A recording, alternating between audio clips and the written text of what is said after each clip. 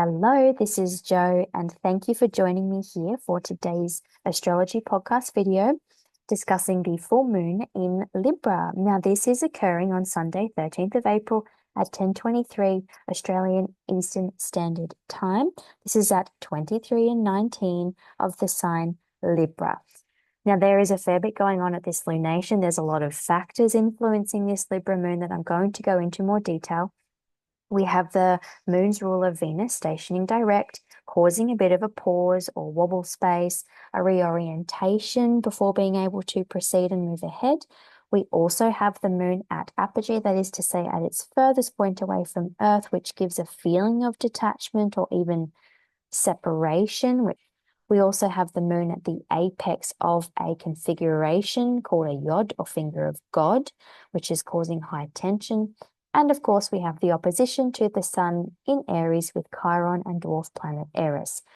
So to get all that, I'm going to go more into all of these particulars. But before I do, just the fact that we have all of these factors influencing this full moon. And in Libra naturally is something that reflects or projects or appeases and concedes and compromises.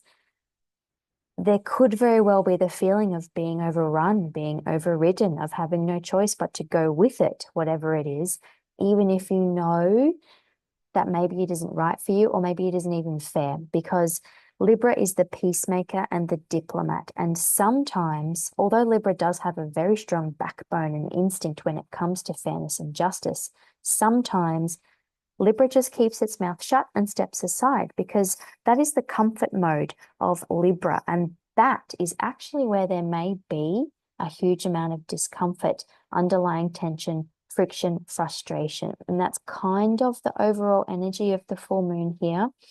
But before I do go more in depth, I will just briefly discuss, as I always do, what a full moon actually is and what a full moon means. It's actually really important because it's that physical symbology that's directly related to the metaphysical experience that we have of the full moon. So the full moon is the midpoint and apex of the month-long lunar cycle, when the moon reaches that angle at which the entire Earth-facing side, that perfect circle, reflects the beams of the opposing sun before the moon continues to transit, cycle away to recede in brightness again. So it's the sun, the yang, the ego consciousness, shining its light onto the moon, the emotions, the unconscious world, that yin side. The full moon is a time of illumination, with things coming to light, coming to fruition. It is the culmination or release of a process. And because the moon represents your emotions, your inner private world, your inner private life and needs, your sense of home, safety, well-being, belonging, because of all that, the moon is also linked to your vulnerability, your raw instinctive nature that only you know of. And even then, it's that part of you that is quite unconscious. Because of that, it's also the window to the divine liminal realms within, and it really gives a glimpse into your soul knowing. And that's why most people kind of experience the full moon of some kind of a magical, to use the P word, portal space that really takes you into a whole different dimension within yourself. The full moon heightens, it elevates the senses, elevates the energy, the emotion, and it's showing you this world at its fullest potential. So what is being thrown into prominence here at this Libra full moon are the Libra parts of your life. So how you relate, how you project or allow projections to be hung on to you, your relationships and your partnerships, and also your overall life homeostasis. So your harmony, your alignment, your balance, your peace, or probably more accurately, your endeavor to maintain this. Libra is the other, and the opposing sun in Aries is the me, the I am essence. So this means that the balance of your well-being and needs is being highlighted. And with these opposing Aries energies that I will discuss more, what's being highlighted is most likely showing you what isn't in alignment, What relationships or ways of relating are in fact not in harmony with maintaining that true sense of self. This may also spotlight the needs of others and how the needs of others are integrated in a balanced or imbalanced way in your life. In effect, are you putting others' needs first or your own needs? So let's just start breaking down all the bits here. We're going to start with Venus, ruler of this lunation, who is stationing direct 40 minutes after this full moon is exact. She could have stationed at any old time, but no, she stations on the point of this full moon. So she's stationary, as in she is not moving. She is standing still. From our perspective here on Earth, of course, none of the planets actually ever stop in their orbit. She's over there at 24 degrees of Pisces, and she's just had her fortifying, crystallizing conjunction to Saturn in Pisces. And I do feel it's almost as if at this retrograde, she's past Saturn, and then Saturn has just kind of put the reins on the Venus retrograde and said, okay, lesson learned, you stop here now. And Venus then has to reorient, pause, reflect for a moment before continuing to move forward. And she's in dreamy, imaginative, liminal, spiritual Pisces, which really doesn't mind a pause at all. That limbo space is quite familiar to Pisces. Now, the full moon, however, is not about pausing. It is about release and expression. So this Venus has been reworking the heart to connect with high love, compassion, the higher perspective of the things that you truly value, including how you value yourself and having self-compassion and self-love. And Venus has also been working through, because it's Pisces, the subconscious ways that you relate, the subliminal ways that you relate to someone. And this is whether in general or within relationship with a partner. So the subconscious urges and motivations here. When she re-enters Aries again, which is where she's stationed retrograde, this whole journey is then consolidated into a very loving and brave sense of valuing who you truly are, valuing your identity, leading with your heart, and allowing that to be your guide in relationships. But first, here in Pisces, before we get there, there's a subconscious disentanglement process that is now coming to a close. And it's really kind of, I feel, because it's at the point of this full moon, it's like a completion stage here. Now, Venus retrograde, by the way, is not all about relationship breakups and relationship breakdowns and changes. It is worth noting, though, that anything, because this is Pisces, anything insidious or toxic within relationship, anything hidden, anything vague or deceptive, it's just no longer standing up on court. It's no longer going to wash. So this station, it's about shedding with Pisces, the illusions, shedding the illusions and moving forward. And that does, of course, encompass relationship dynamics, but also self-worth, self-compassion themes with perhaps the ways that you self-sabotage and you're in a victim cycle with even addictions and mental health issues. I've spoken about all of this before. These things may be coming to a head or coming to a really significant point at this station day and full moon. So that's that first area of tension there. Not only is Venus ruling the full moon in Libra, here's the second area of tension, she is also aspecting the full moon in a quincunx. So this is a 150-degree angle, which I'll go into in a second. There's a larger story there. This just means that whatever is being illuminated for you is really coming from the unconscious world. Yes, because the moon is that inner, private, emotional, instinctive realm, but also because this moon's ruler is in the sign of Pisces, which is the unconscious psyche. So this is really honing in on the illumination of any subconscious emotional patterning that influences your relationships or your finances or your sense of worth. So how this subconscious realm is regulating or dictating how you function in relationship and how you manage your abundance in your life. So your finance and your worth and your self-worth. So what's really ruling the show from the shadows here is getting a spot on center stage at this full moon. Now, Pisces, remember, does also speak of sabotage, toxicity, victim consciousness. So if you have any of these things present within your relationships, or how you relate or project or go into comparison, or if you have any of these things in your relationship with money and the abundance or lack in your life, this is what is being shown to you.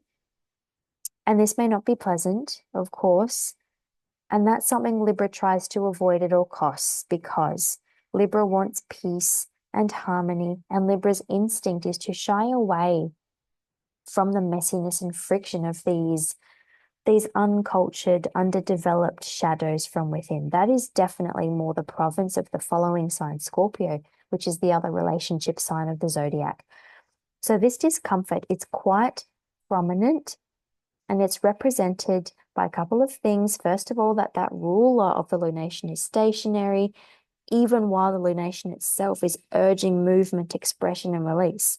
There's that friction there of not feeling able or not feeling comfortable confronting or acknowledging the things that are coming up, which of course is so understandable. The other thing that is really denoting this immense uneasiness or uncertainty is that quincunx angle that I mentioned. So if you do want to have a look at the chart on the screen, the quincunx angles are in green. There is a pileup of concentrated Pisces energy, including that stationary Venus, which is directly quincunxing this moon. So we have asteroid Ceres starting at 18 degrees of Pisces, quincunxing the moon, saying, feed your dreams, nurture your imagination, accept the natural cycles of life, and release after grieving. So Ceres in difficult aspect, it's kind of like the release that is difficult for her, or can even feel terrifying. So we then have Saturn next to Venus asking for structural integration of these dreams, urges, unconscious systems, which perhaps feels untenable or even unstable or unnatural, like you don't know how it could possibly last the distance or stand the test of time here. We have that North Node in Pisces then calling you to your higher path, your higher evolution, your soul, karmic, energetic, what have you, whichever word you prefer, to get there, to integrate all of these things. This quincunx, this pile up quincunx to the moon says, dealing with this imbalance, dealing with this misalignment, whatever that is for you, will lead to your highest good, whatever that means to you. But to do so involves friction or aggravation. It involves a sense of impossibility of how to mix chalk and cheese. That's gross. It doesn't work. And with this heavy, heavy quincunx, and with all this friction, the thing with the quincunx is that sparks are made. And the quincunx also denotes a fantastic potential for creation, innovation, resourcefulness, because sometimes when change is imminent and adjustments are necessary or unavoidable, you have to balance the dissonance and go with it and do whatever needs to be done to bring into effect that adjustment. So sometimes the quincunx can just also, though, represent a strong requirement to understand something that is uncomfortable, because it's that understanding that's leading to wisdom, that's bringing the gift of a more broader holistic comprehension of something. So this quincunx energy does remind me of Chiron, who is very, very prominent at this full moon. I'll go more into him in a moment. Now, because Chiron is the other thing, lending to this sense of uneasiness or uncertainty, because he is stereotypically known as the wounded healer. Now, because he carries a wound with him that will never heal, he is in pain in all his days and he has to live with it. Living with pain, living with discomfort. This is the requirement to really acknowledge and accept what unpleasant feelings this is bringing up for you, because you can't just switch it off. It has to be acknowledged. processed, accepted, to be healed through and integrated. And this is also something in conflict with that pleasant Libran moon who just wants everything to be okay. Life is fine. I'm fine. Sure, I'll do that for you if it keeps the peace, even though I'm boiling with resentment on the inside. It's fine. This full moon is turning all the lights on and beaming onto the fact that it is not fine. And you don't have to be fine. Life isn't fine and dandy all the time, and you don't have to pretend that it is for anyone's sake, even for your own sake.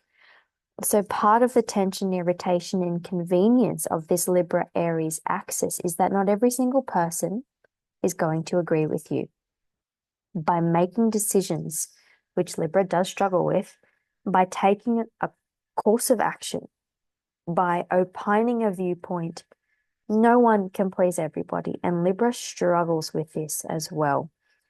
This is the healing journey with Chiron of accepting that and of being brave with your own decisions, brave in your own autonomy in your life and in your relationships, and not allowing other people's displeasure, bad opinion, judgment, or your own comparison to others to affect that courage and self-belief. Now, I'll get to Chiron and the strong Aries energy in a moment, but just while we're on this quincunx train of thought, I do need to mention a little thing called a YOD, also known as the finger of God. Sounds very dramatic, I know. So that quincunx to the full moon that I just spoke about coming from that Pisces energy is echoed over in Taurus by Uranus. Now, Uranus is also in orb of a quincunx to this full moon. So that means we have two quincunx to a single point. And that means that the origin of those quincunxes are forming a sextile to each other. So we have the moon at the top and these two planets down the bottom forming the quincunx to each other, forming the base of this triangle. Now, you may have heard about the Saturn-Uranus sextile that I've actually made an Instagram post about, and it's in my latest forecast video over on Patreon, and many other astrologers are also talking about it. So this relatively rare-ish outer planet sextile, whilst by now it's waning, it's reactivated by this full moon because it is aspecting both planets in this sextile. So that also means, I know, the plot thickens, the sun is in a teeny tiny semi-sextile triangle, which is a 30-degree aspect between Saturn and Uranus. So this is a concentrated ball of sparks here because the energy is very condensed and the energy is shared between one sign, which is Aries, which kind of really grates against the precepts of the other two signs that is aspecting on either side, which is Pisces on one side and then Taurus on the other side. There is this tiny tension triangle. Maybe I should copyright that phrase actually, tension triangle, around this Sun, Chiron, Eris conjunction. And this is forming the base with this beautiful sextile to this almighty YOD, finger of God aspect. Now that's a big recipe. Let's break it down. The sun is under pressure because it's in this tiny tension triangle at the apex of this tiny pressure triangle. It's under pressure from Saturn in Pisces on one side to have patience, to accept the process, tick all the boxes, to crystallize the dreams and ideas first in practical ways before dashing into action. The sun is also under pressure on the other side from Uranus in Taurus, who wants to upturn the values and the traditional ways of doing things so that the way you express your identity may feel slightly shaken up. Your confidence may feel a little reined in, but ultimately, because this little tension triangle is part of the flowing beneficial sextile, this friction-filled reining in of the fire is what is going to enable a flow. And actually, it gives an invitation to be able to flow better with these energies. And that's what this full moon is kind of all about. Remaining in flow, even if you're out of your comfort zone, even if things seem different or strange or outlandish with Uranus, even if you feel a little restricted with Saturn, Sun in Aries wants to set things alight. And the watery influence of Saturn and the earthing influence of Uranus, never thought I'd say that about Uranus. It's cooling, calming, and grounding the fires enough to temper the expression if you accept that invitation to do so. So you have to consciously choose to work with these energies because of the nature of these aspects. The friction will peak if you fight against it. If that strong Sun in Aries ego gets the better of you, I mean, which we're only human, it happens. This is now the invitation here to look at where that ego might be triggered and the invitation to explore why. So that's the teeny tiny tension triangle. What about this YOD, this finger of God, this dramatic, elongated triangle? So firstly, looking at this sextile at the base, this harmonious interaction of energies between the functional structures of Saturn and the eccentric, stimulating, awakening energies of Uranus. So this is a shake-up of the old order in a way that is sensible and compassionate. This, as I've said, it's coming to the table to work on your freedom of what systems are sound and right for you and what systems must go as outdated or dysfunctional. Now, the moon comes along to form the apex of a YOD, and the moon in Libra comes here to say, I'm uncomfortable. I feel unsafe. I feel vulnerable. I feel out of balance with changing my values, with changing the way my self-worth works, changing my financial mindset or situation or abundance mindset. And I feel out of balance also bringing reality to the illusions. Yep, that sounds about right. I mean, change is uncomfortable. Forced change is downright confronting at best.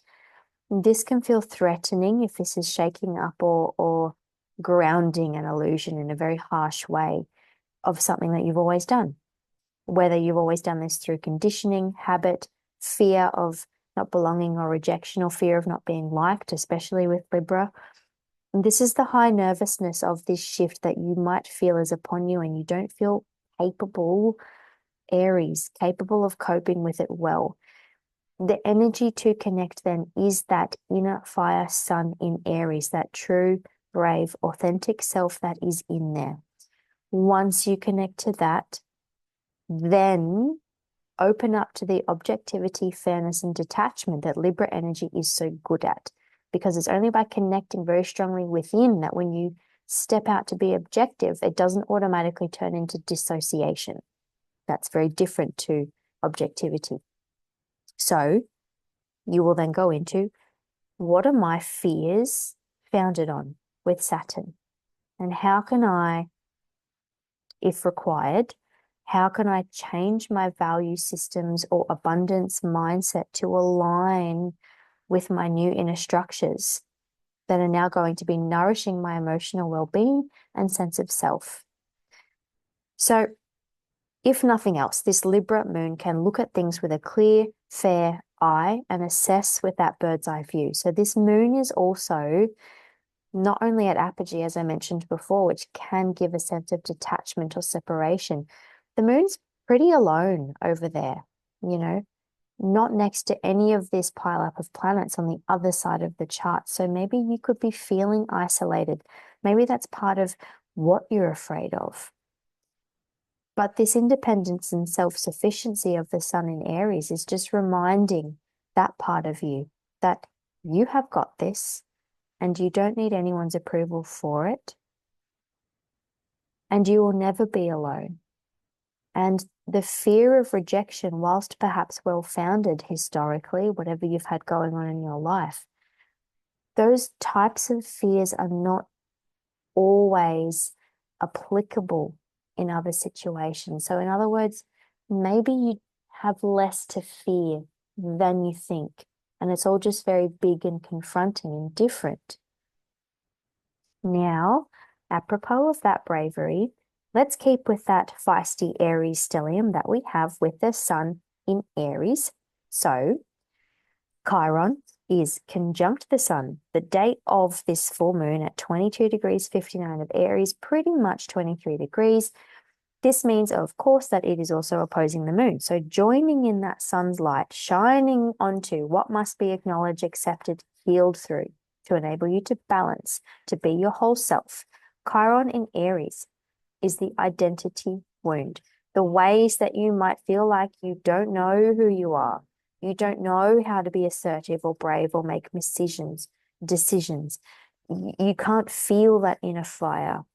Or contrarily, the overexpression compensation side of that is maybe this is speaking to what requires healing in how you over assert or you blaze your light blatantly and overbearingly, just as a defense mechanism, that overcompensation. So whichever side of the coin you're on, it's the coin of self-assurance, self-belief, that healthy ego, and that healthy sense of self. So this is what is challenging this Libra full moon, which capitulates, compromises, even becomes codependent on others or on externalities, whether that's others' opinions, guidance, others' support, or even just trying to follow the quote unquote current way of doing things that gains you acceptance and a sense of belonging. So there's a challenge from this Chiron opposition that is saying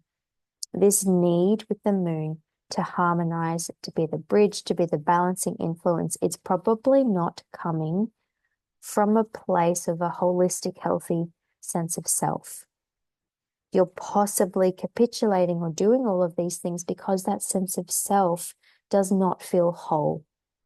So what is being illuminated here is something for you to realize in terms of how you relate, whether you overcompromise, or on the flip side, whether you are the one which relies on others overcompromising for you, and you may be the egocentric one. There is no judgment here, because that me-centered Aries energy, it's so strong and it can be expressing in excess. But Chiron heals.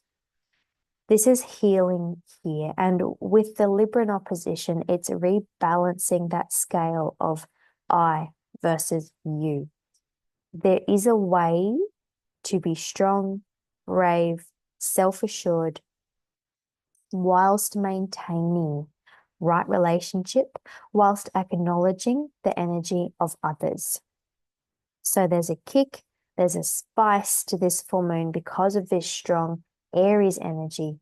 So there may be some trigger points here, some anger, some hurts. This is also because Eris is the other entity here that we need to talk about.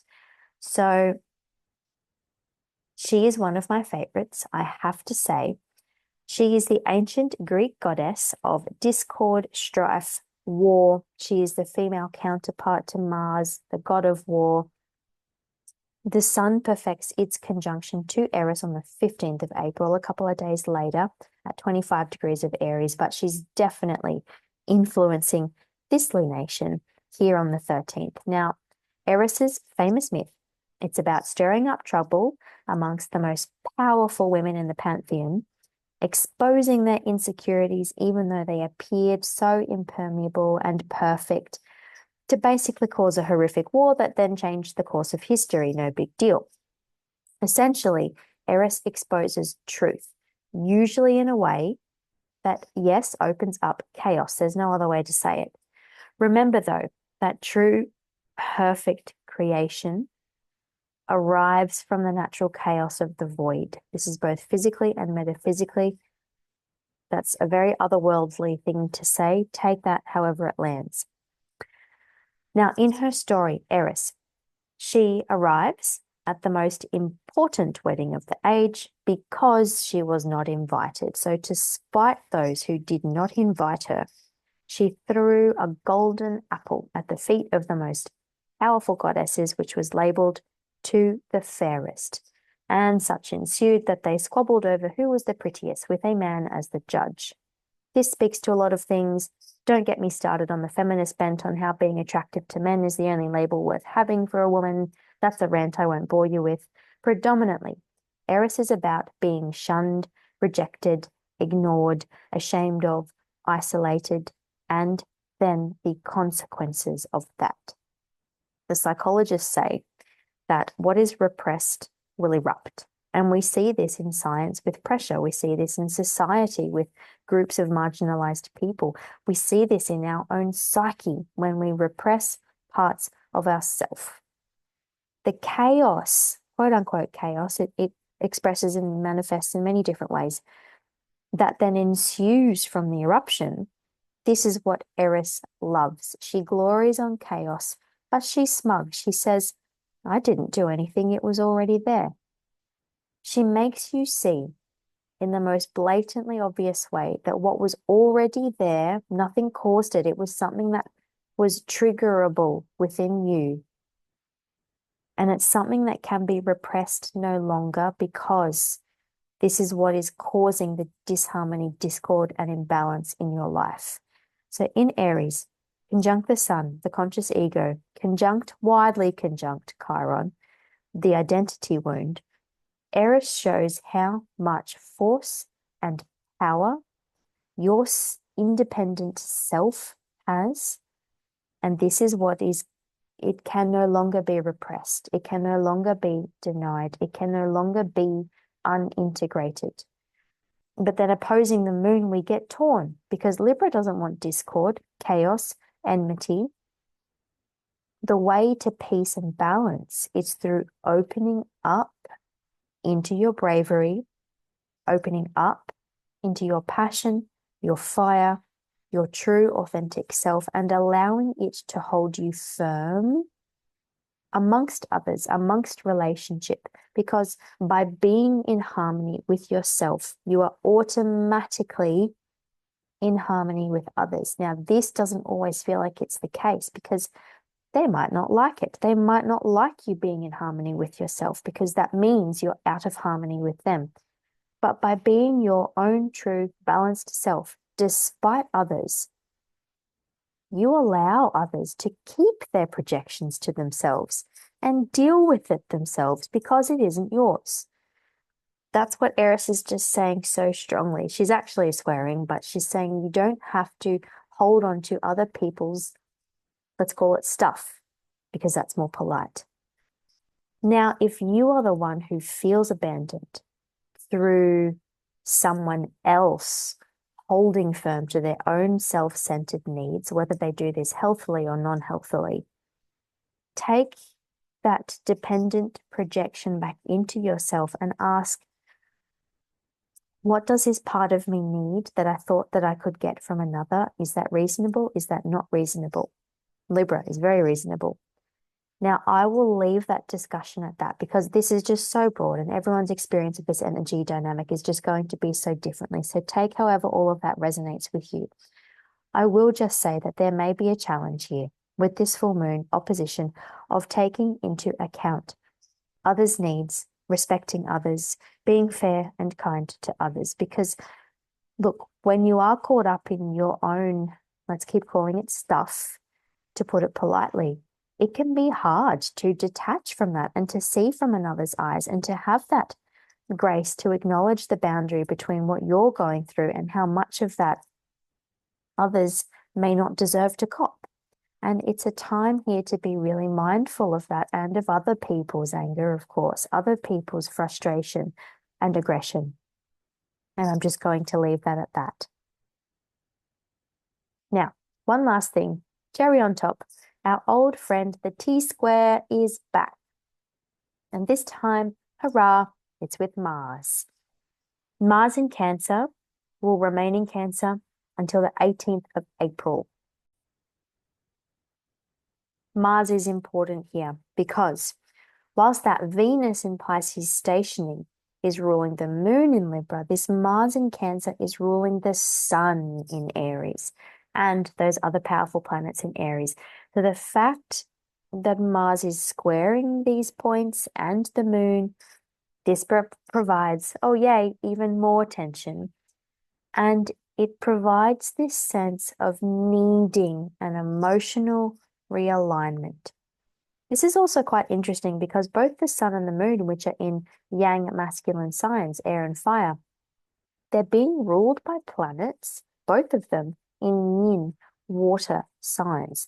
Now, this can be then more emotional, feel more personal, more vulnerable and raw.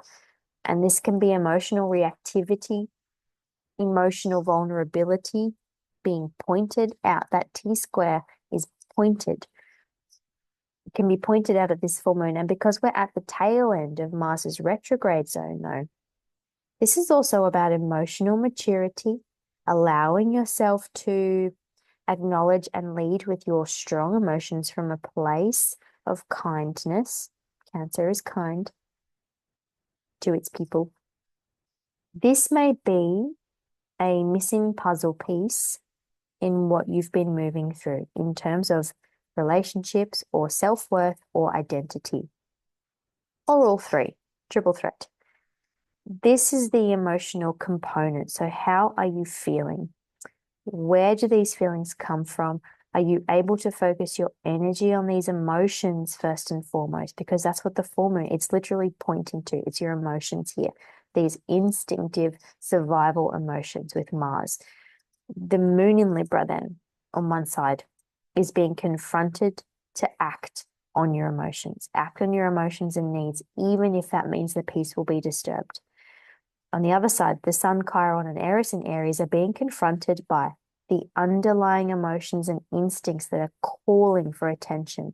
So having that emotional will and drive behind your urge or your call to step up bravely, be your true self, heal through the identity wounding. This is adding a lot of emotionality to what you're experiencing here. And this can be the hurt. This can be the hurts and the eruptions in response to what you're going through. So this is very important to be mindful of at this time and to have compassion for yourself and compassion and patience for others. Because this can be reactivity, it can be lashing out, blaming, shaming, over defensiveness, frustration, anger. And this can also be, you know, how you feel and the emotional courage required to step into your authentic self through acceptance and ownership of what you were previously ignoring or previously ashamed of. And then it's the emotional autonomy and fortitude to remain strong in that sense of self within relationship, within interactions, within dealing with others and the dynamics of people in your life. This is having those strong emotions and not being ashamed of them. This could be displeasing others through stepping into this autonomy with your own emotions. This could be a disruption in relationships. This may be activation of emotional and identity issues within relationships. This can be emotional immaturity throughout this, whether in yourself or another.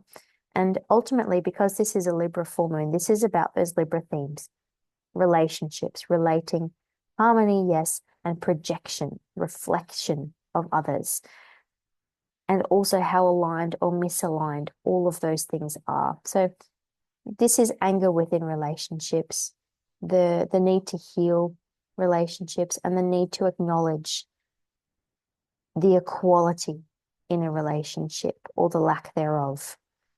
That is ultimately what this full moon is working with. There is a lot of tension around it. There is a lot of emotionality around it and sensitivity. But ultimately, it is leading you towards that high alignment through your own inner courage in your sense and strength of self. Now, let's move on to the tarot. This is again the Wild Child Tarot by Scribblist. And here we have the cute little fool, which is a duckling falling or flying from its nest for the first time. And the Nine of Swords here with this tapir hemmed in by stakes. Now, these are both air cards as well, just like Libra. So this is already a strong mental, intellectual, logical energy here. So the Fool is usually associated with the planet Uranus, that mad genius, that innovating awakener. And also because this is the very first card in the major arcana The full is also about a new start, a new adventure, stepping out into the unknown, come what may, being bold and brave in doing so. And it's interesting that the other card is a 9, which represents the culmination and ending of something. So the Fool is numbered 0. So it represents both the beginning and the end, and therefore, in a sense, cycles as a whole. So the phase of the cycle that you're in or working through right now, right at this full moon, it could feel like a 0 point, like the scales can tip either way. And the full moon may be illuminating then significant new ways of doing things that is coming from this awakening to the Libra full moon lessons of right relationship, equality, and balance. And this may be confronting because you're not only confronting others, but you're confronting yourself. The bravery that it takes to own your authority and autonomy, to take that step in doing so in a way, in a way that perhaps you've never done before. And this is kind of what I get. Like, it's like this leaving the nest with this little duckling here, little birdie. It's leaving the nest of peace and quiet that you've built in your world with your people and relationships. It's leaving that because that nest has been outgrown. This tiny ducky has to take the leap. Does it know what it's doing? Of course not. Look at those stubby little wings. But does it have instincts that can guide it in its choice and actions? Mars in Cancer, ruling the sun opposing this moon, says yes, absolutely. So this may be a leap of faith here, and it's about faith in yourself, faith that harmony comes from having that faith in your own knowing and instincts, and trusting your gut in stepping out, whether internally or physically. It's the way that this gut instinct and following that, it's the way that you will be able to maintain your balance and amongst any disorder or turmoil. Trust your gut is what I'm getting. And look, the Fool, it's also about excitement of a new journey, a new trip, a new leaf, a new something, and this feeling of wonder, feeling awe, having an inspired outlook, even optimism or the hope of better things to come. This can also about being foolhardy and reckless, which can be very representative of the Aries side of the scale, and also confidence and self-assurance. And it's overall, it's a positive, hopeful card. And at the same time, it always reminds us that whatever you're leaping off into, you aren't going to have a smooth, calm ride. That's life. In the original Rider-Waite-Smith deck, the Fool is about to step off a cliff, oblivious.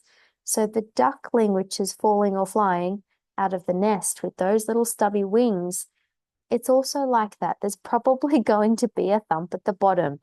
There will doubtlessly be bumps along the way in this journey that aren't going to be smoothed out and made nice and pretty, that Libra would prefer. But the journey is begun, and bumps and all, it's going to be better than what you're shedding and what you're in the process of deciding to leave behind. We're leaving behind the 9 of Swords here, the 9 of Air. The 9 of Swords is basically anxiety and nightmares. It's not a pleasant card to get.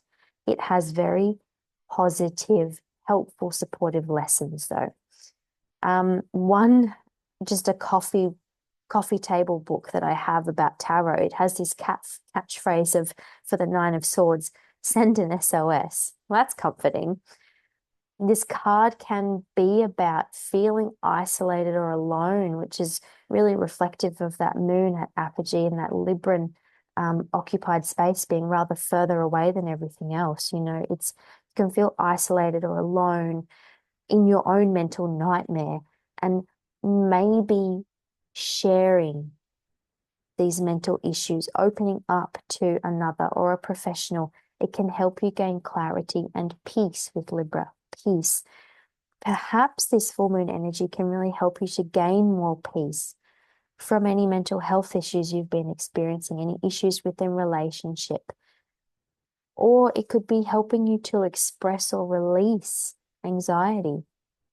This is the most saturated point of air energy in the sword suit of the tarot before the end, which is the 10. And the 9 of swords, it tells us about the monsters under the bed that come out and toy with your mental homeostasis and your overall well-being. You know, what it speaks of that nervous tension that you hold in your body that comes through as anxiety and stress. So this is a card. It's a very stark card asking the question of what is literally keeping you awake at night? What are your fears and nightmares? It's also a reminder that this is all in your mind. I mean, yes, it's real. It's really real because you're really experiencing it, of course. Nonetheless, the source is your mind's capability to integrate, your mind's response to the stimulus. And it is your mind that you can choose how to change.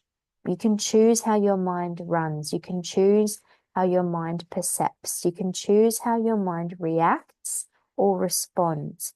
So this can be the sign to either accept and let go or confront these shadowy parts of you that are stressing you out, or the shadowy parts of life that are stressing you out.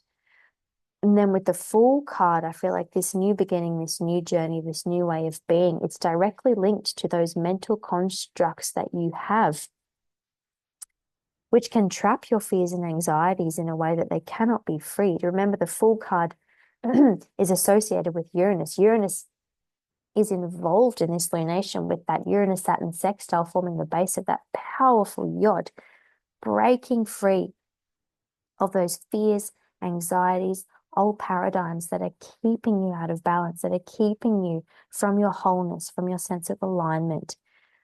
And this, of course, is certainly probably going to be around your relationships and ways of relating because it's Libra. Now, on back to the 9 of Swords, because this is a tapir, which is a gentle forest animal, and it's known for its calm, benign nature. And that feels like a very Libran animal to me. So my interpretation is that this is kind of the vulnerability that you cover up or ignore by catering to everyone else's needs and vulnerabilities. Being benign, being passive, being in service. You know, this card's really coming to tell you that that vulnerability of yours, yeah, boy, is it there. And you must nurture it because this is the moon, remember. Nurture your vulnerability, nurture your needs. What do you need to do to soothe the misalignments that are stressing you out? And this is not an easy thing to do. I'm not like bypassing this at all. Even if they're little things, what can you do to soothe the things that are stressing you out? And if this means putting yourself first, then put yourself first, says Aries, says the Fool, says the Duckling on this card that's saying, we take the leap. Isn't this fun? Oh, that ground doesn't look very soft. Oh, well, it's too late now. It's like those anxieties that you have. It's like the ground far, far below you. It can look so daunting, so confronting. Taking that leap that you might know that you need to take, confronting the things that are being illuminated to you at this time. All of these things, as I said before, maybe, just maybe, not detracting from how difficult this might be, but maybe there's just not as much to fear as you think there is, because the 9 of Swords is, on the original Rider-Waite-Smith, the figure is sitting up in bed with their head in their hands because they've just had a nightmare. It was a nightmare. It wasn't about real life. So this is about ultimately maybe using that beautiful Libran quality of being fair and objective and look at how you can seek balance by releasing what doesn't serve, by releasing what you know isn't true, releasing those illusions with that Venus now in forward motion nearly in Pisces, and then being able to seek that balance in yourself, because that is what is going to reflect out to the balance in your life. So this is a very full-on full moon. I hope you enjoy it. I hope it is magical. I hope you are kind and polite to yourself. And I look forward to being here again with you in my next astrology podcast video. In the meantime, bye for now.